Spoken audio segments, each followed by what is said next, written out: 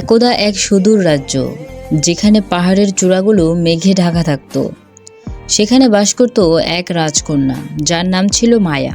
মায়া ছিল প্রকৃতির খুবই কাছাকাছি। তার সব থেকে প্রিয় ছিল এক সোনালী পাখির গান। সে রোজ সকালে জানালার পাশে এসে গান শোনাতো।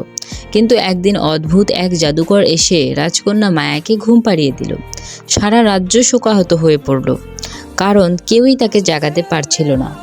রাজ্যের বৃদ্ধ জাদুকর বললেন, রাজকুমারীকে জাগানোর জন্য একটা উপায় হলো চন্দ্রলোক বনের গভীরে লুকিয়ে আছে রূপরস ঝর্ণার জল। কিন্তু সেই ঝর্ণা পাহারা দেয় 3 মাথাওয়ালা ড্রাগন। রাজকুমার অরুণ, যিনি মায়াকে মনে মনে অনেক ভালোবাসত, তিনি এই দুঃসাহসিক অভিযানে বের হয়ে গেলেন। তার সাথে ছিল তার মাথার বুদ্ধি আর সাহস। অরুণ যখন চন্দ্রলোকের বন দিয়ে যাত্রা শুরু করলো, তখন সোনালী পালকের পাখিটি তাকে পথ দেখিয়ে দিল। পথে তাদের অসংখ্য বাধা পেরোতে হলো। কাটা ভরা পথ, ভয়ঙ্কর রাতের প্রাণী এবং জাদুকরের তৈরি মায়াবী কুয়াশা। কিন্তু অরুণ পাখির গান এবং নিজের দৃঢ় সংকল্পনা নিয়ে এগিয়ে যাচ্ছিল। অবশেষে তারা রূপরস ঝর্ণার দিকে পৌঁছে গেল। সেখানে বসেছিল সেই 3 মাথাওয়ালা ড্রাগন, যার নিঃশ্বাস দিয়ে আগুন ঝরছিল। অরুণ পাখির সাহায্যে ড্রাগনকে ফাঁদে ফেললেন।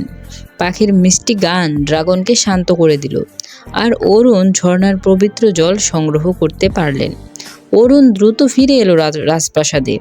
তিনি রাজকন্যা মায়ের কপালে রূপরসের জল ছিটিয়ে দিলেন। মুহূর্তের মায়ের চোখ খুলে গেল। তার ঘুম থেকে জাগার সময় হয়ে গেল।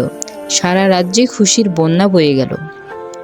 রাজা অরুণকে সেনাপতি এবং রাজকন্যা মায়ার জীবনসঙ্গী হিসেবে ঘোষণা করলেন।